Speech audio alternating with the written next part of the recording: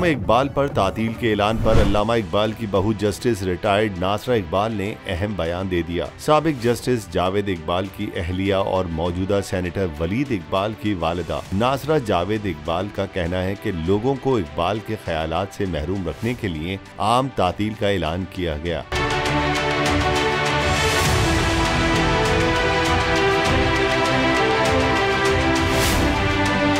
नासरा जावेद इकबाल ने कहा कि 5 तकरीबात में मुझे मदऊ किया गया था जो सब मंसूख हो गईं। नासरा इकबाल ने हुकूमती फैसले पर तंज करते हुए कहा कि आम तातील पर लोग निहारी और दही बल्ले खाएंगे। ख्याल रहे कि काफी अरसे से अल्लामा इकबाल के यौम पैदाइश पर आम तातील नहीं दी जा रही थी, ताहम इस बार वफाकी हुकूमत की जानिब से छुट्टी का ऐलान किया गया।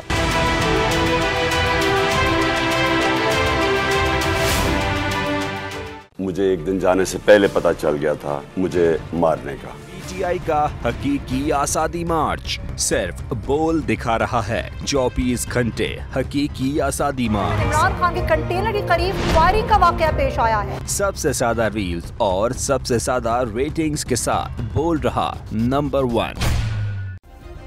सब्सक्राइब करें और बेल दबाएं ताकि कोई खबर रह न जाए।